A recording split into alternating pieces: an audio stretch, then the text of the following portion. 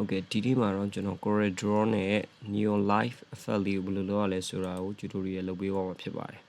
ဆိုတော့ပထမဦးဆုံးကျွန်တော် rectangle 2ယူလိုက်ပဲအနားလေးတွေကို shape 2ယူပြီးတော့လုံချလိုက်မယ်ပြီးသွားရင်ကျွန်တော်မဲရောင်ကာလာပေးထားလိုက်မယ်ပေါ့ဗျာဒါတော့ background အတွက်ပြီးသွားရင်ကျွန်တော်ဒီ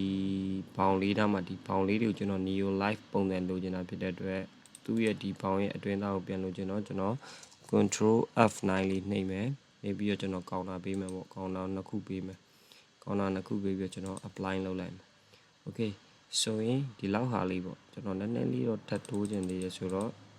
0.15 လောက်ထားပြီးတော့နှိပ်လိုက်မယ်2လောက်ကအဆင်ပြေမယ်ထင်တယ်2လောက်ထားပြီး apply နှိပ်မယ် okay ရပြီဆိုရင်ကျွန်တော်ပထမတစ်ချက် sorry ပထမတစ်ခေါက်ကိုကျွန်တော်ကျွန်တော်ကောင်တာပေးတဲ့ဟာကိုပြန်ခွဲမယ် control K နဲ့ right click နှိပ်ပြီး control K နဲ့ခွဲမယ်တစ်ခါပြီးသွားရင် control U နဲ့ ungroup ပြန်လုပ်မယ်ဆိုရင်အလဲရဟာလေးကိုကျွန်တော် select ပေးပြီး shift ဖိပြီးတော့ဒုတိယဟာလေးကိုကျွန်တော် select ပေးလိုက်မယ်ပြီးရင် pathfinder မှာ template နှိပ်လိုက်ပြီးတော့ကျွန်တော်အလဲရဟာလေးကို delete လိုက်မယ်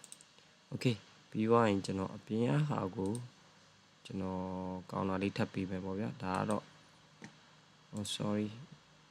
next step က2ဖြစ်သွားပြီဆိုတော့ 0.15 လောက်ထားပြီးတော့ apply နေလိုက် oh sorry ကျွန်တော်အတွင်းမဟုတ်အပြင်လောက်အောင်ဒါကတော့ဒါကျွန်တော်အတွင်းနဲ့ပေါ့ inside ပေါ့เนาะဒါကတော့ outside ထဲသွားမှာဆိုတော့ okay apply ပေးလိုက်မယ် okay ဒီလောက်ကအရင်များသွားပြီဗျဆိုတော့ကျွန်တော်နည်းနည်းထပ်တီးလိုက်အောင်မယ် 0.7 လောက် okay ဒီလောက်ရပြီဆိုရင်ကျွန်တော်ကောင်တာပေးထားတာလေးကိုကျွန်တော်တို့ပြန်ခွဲမယ်ပေါ့နော် select ပေးပြီးတော့ right click ထောက်ဒါမှမဟုတ်ရင်ဒီလိုမှမပေါ်ဘူးဆိုရင်လည်းကျွန်တော်တို့က control key နဲ့ပေါ့ select ပြီး control key နှိပ်လိုက်တဲ့ဒီကောင်တွေကကောင်တာပေးထားတဲ့ဟာလေးကိုပြတ်သွားတယ်ပေါ့နော်မဟုတ်လဲကျွန်တော်ဒီနားလေးကိုထောက်ပြီးရင်ကျွန်တော် right click နှိပ်လိုက်ရင်တော့ဒီမှာ control key လေးပြန်ပေါ်လာမယ်ပေါ့ဆိုတော့ကျွန်တော်အောက်ခံဟာလေးကိုကျွန်တော်က neon effect လုပ်ချင်တာဖြစ်တဲ့အတွက်အပြာရောင်လေးပေးမယ်သူရဲ့ outline ကို 0.5 ကိုနန်းထားလိုက်မယ်နန်းထားပြီးရင် effect ထဲသွားမယ်ဘလားတွေက Gaussian ဘလားလေးကိုကျွန်တော်ယူလိုက်မယ် okay ဒီလောက်ဆိုရင်ဒါဆိုရင်တော့ဒါ neon effect ပုံစံမျိုးတယောက်ရလာပြီဆိုတော့ okay ပေးလိုက်မယ်ပြီးသွားရင်ကျွန်တော် neon light လိုချင်တာဖြစ်တဲ့အတွက်ဒီအတွင်းထဲမှာရှိတဲ့ဘောင်လေးကိုလည်းသူ့ရဲ့ outline ပန်ကိုကျွန်တော်နမ်းမဲ့ပေးလိုက်မယ်ပြီးသွားရင်ကျွန်တော်အဖြူရောင်လေးပေးလိုက်မယ် okay ဆိုတော့ဒါဆိုရင်ဒါ neon light effect ရပါပြီပေါ့နော်ဆိုပါစို့ဒီမှာကျွန်တော်တို့က test နဲ့open ပေါ့နော်ဒါမျိုးလေး open ဆိုတဲ့စလုံးလေးကိုလည်းဆွမ်းနာတိုင်းပဲလုပ်လို့ရမယ်အလဲမှာထားလိုက်မှာပေါ့နော်အလဲမှာထားပြီးရင်ကျွန်တော်ဘောင်ကိုရှင်းနဲ့ select ပြီးတော့ C နဲ့ E နဲ့နှိပ်လိုက်တာဆန္ဒကြသွားပြီ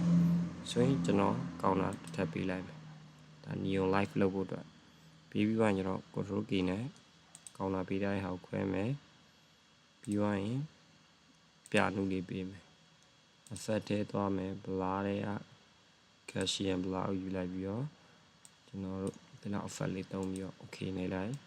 ပြီးသွားရင်အလဲရဟာလေးကျွန်တော်ပူတောက်ချင်တာဖြစ်တဲ့အတွက် color ဖြူလေးပေးလိုက်မယ် okay ဆိုရင်ဒါက